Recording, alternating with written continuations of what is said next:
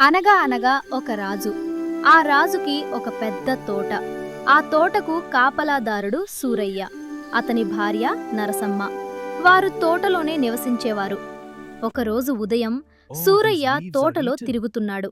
ఒకవైపున చెట్లను మేసి ఉండటం గమనించాడు.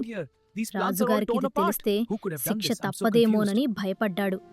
తోటంతా తిరిగాడు. కంచె అంతా బాగానే ఉంది. మరి జంతువులు లోపలికెలా వచ్చాయి? సూరయ్యకు అర్థం కాలేదు.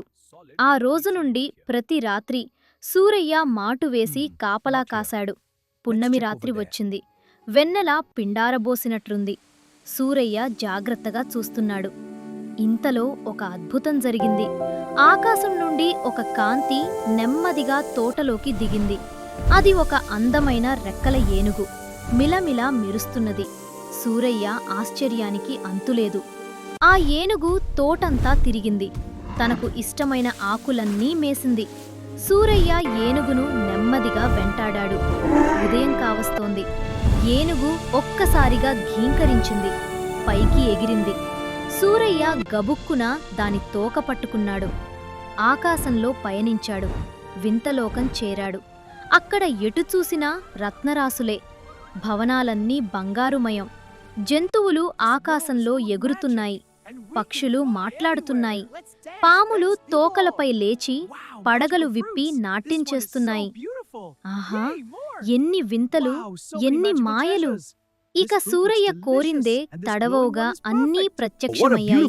తనకు కావలసినవన్నీ మూట కట్టుకున్నాడు. మళ్ళీ పున్నమి రోజు వచ్చింది. ఏనుగు తోక పట్టుకుని భూలోకం చేరాడు. తాను చూసిన ఈ వింతలన్నీ సూరయ్య ఊరంతా చెప్పాడు. వింత వస్తువులన్నీ చూపాడు. కొంతమంది ఇతని మాటలు నమ్మలేదు. వారందర్నీ వింతలోకం తీసుకుపోతానన్నాడు. పున్నమి రోజు రాత్రి వారందర్నీ తోటకు రమ్మన్నాడు. పున్నమి రోజు రానే వచ్చింది.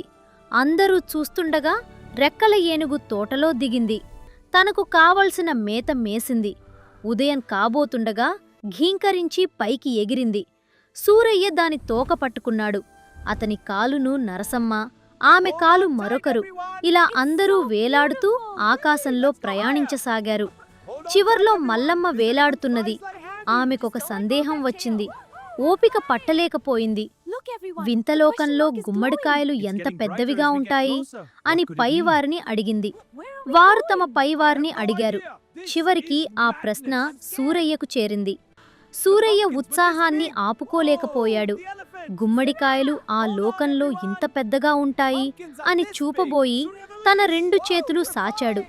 అంతే, ఆకాశంలో ఉన్నానని అన్న విషయం మర్చిపోయాడు నరసయ్య. అందరూ పైనుంచి దొబ్బుమని కింద పడినారు. ఈ కథ మీకు నచ్చే మా ఛానల్ని సబ్స్క్రైబ్ చేసుకోవడం మర్చిపోకండి. Thanks you for watching.